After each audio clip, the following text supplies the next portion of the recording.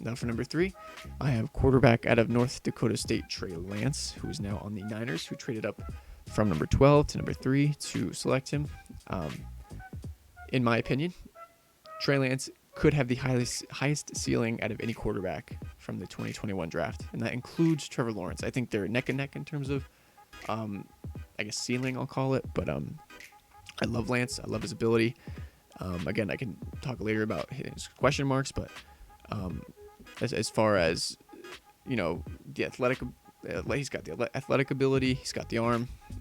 He called his own protections at North Dakota State, so I think that already gives him a step up from the other quarterbacks that are going to be in this draft, his fellow draftees. And he went to the team with the best head coach, at least out of this list that I have here. Their offensive line last year for the San Francisco 49ers, their offensive line was ranked 9th, which is by far the best out of any other team that I have here.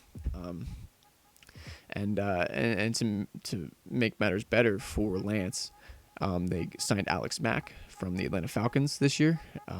They re-signed Trent Williams, and they picked a guard, Aaron Banks, in the second round. So I think they really did a good job focusing on their offensive line, solidifying it.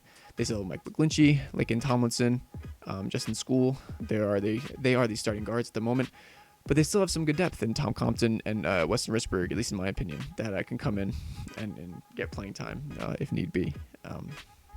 Now, if you go to weapons, no short of weapons on the Niners offense. They still have Deebo Samuel. They have Brandon Ayuk, who will be going into his second year. George Kittle, who will be coming back from injury. He is a top 2 tight end, maybe even top 1 tight end, best tight end in football if completely healthy. They have Raheem Mostert, who can't seem to stay healthy, but we'll see.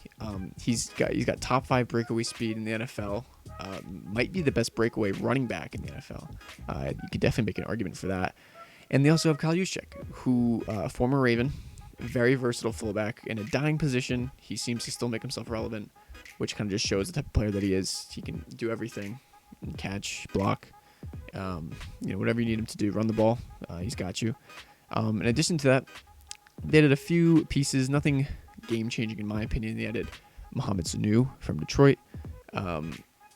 He's been around a few teams for the past few years, but I think as a wide receiver 3, maybe 4 on a team, I think he could be very solid, especially as a veteran who can come in and maybe help the younglings or even come in and just make crucial third down catches with route running and smarts in the league from being so experienced. Also, they added Wayne Gallman, who, as a Giants fan, I'm really gonna miss seeing him gone. I think he was a very solid running back. The only problem is he probably won't get much playing time unless it's maybe at the goal line, I would say, unless there are a few injuries ahead of him. But I think he's very solid.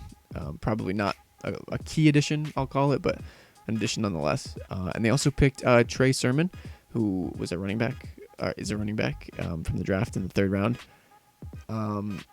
Again, crowded backfield, I'll call it.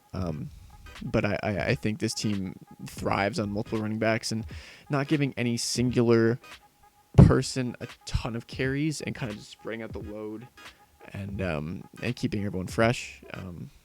Shanahan is a master at the zone run blocking scheme, so his running backs always seem to do really well. So I think that's going to help Lance long term with all these weapons, with a very solid offensive line that, in my opinion, got better.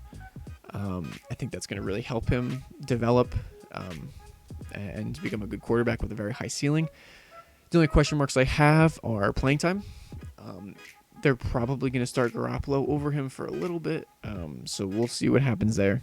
Maybe they trade Garoppolo, maybe they release him before the season starts, if they like what Lance is doing, but for now he is the quarterback number 2 in the depth chart. And mechanics, he tends to overstride on intermediate and deep throws, specifically deep throws, which causes him to be a little errant with the ball and misses receivers. If he can fix those mechanics, which I definitely believe in the 49ers coaching staff, he will be lethal. He'll be an offensive weapon for this team, not even just for throwing on the ground as well. He's got some legs, he can move a little bit. I think he'll open up this playbook and he'll be dynamic. But as far as rookies go, he's my 3rd because of potential starting problems, lack of playing time, and his mechanics. He might not get a lot of time, and he might still be kind of raw.